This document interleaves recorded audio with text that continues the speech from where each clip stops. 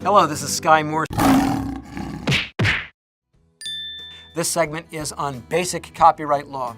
And the first thing I want to teach you is that there is no such thing as worldwide copyright.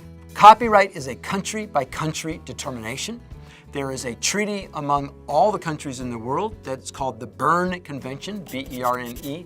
And what it says is, if you get copyright protection in one country, then you get copyright protection on throughout the world. But if you want to know what you own, you have to go to the laws of the local country. So that's the first important concept. What I'm going to be teaching you now is U.S. copyright, because foreign copyright depends on the laws of each country. What does U.S. law protect?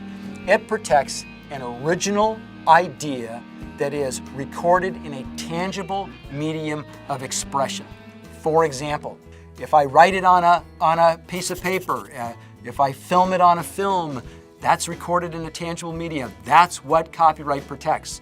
If I'm up on a live stage doing a comedy routine and I haven't written it down and it's live and it's not being recorded, does not qualify for copyright. All right? So that's the works. It has to be recorded in a tangible medium of expression. What does copyright protect? That is, what is it that I, as the owner of it, can do that third parties cannot do? I have the exclusive right to perform it, to copy it, to publicly display it, and most importantly, I have the exclusive right to make derivative works based on my work. And most of the litigation and most of the fights relate to that final issue.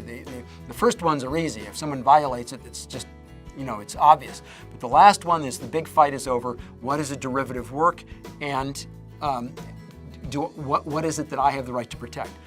The courts have come up with two phrases that they use to decide whether one work is a derivative work on the other. And the wording that they use is the second work based upon the original work, or is it substantially similar to the original work, in which case it is a derivative work, in which case the owner of the original work has the exclusive right to do this derivative work. But you kind of make a decision with your heart. Do you think it's right or wrong? And then you put the words on it. It's a derivative work or it's not. And then it's entitled to protection or it's not. And that's really the essence of derivative works. Copyright law does not protect the idea itself. It protects the expression of the idea, but not the concept in general. So you're generally free to copy the concept, but look out for the law of ideas, which I've discussed in a separate segment, which can trip you up there. It doesn't protect the title of the work. That's a trademark question, and we're going to discuss trademark later.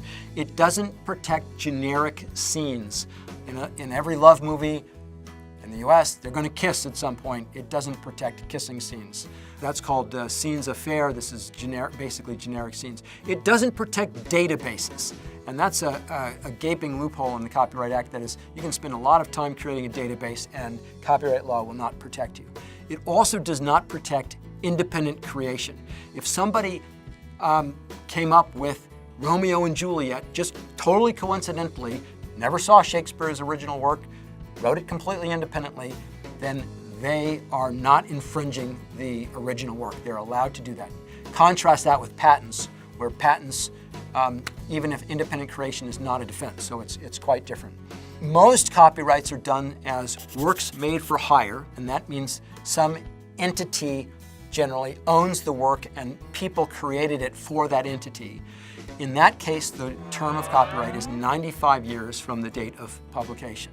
And there's two ways to have a work made for hire.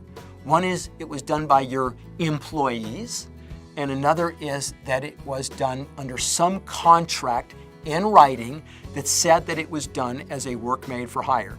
So for example, in the film industry, it is quite common to have contracts go out to everybody remotely involved with the film that says anything you do is done as a work made for hire for me, the film company, in which case the film company is the author of the work, the owner of the work, and it owns it for, again, 95 years from the date of publication. If an individual creates the work, the copyright is valid for their life plus 70 years. And in addition, if they license that work to somebody, they have the right to terminate the grant of the license after 35 years, and that's called a termination right.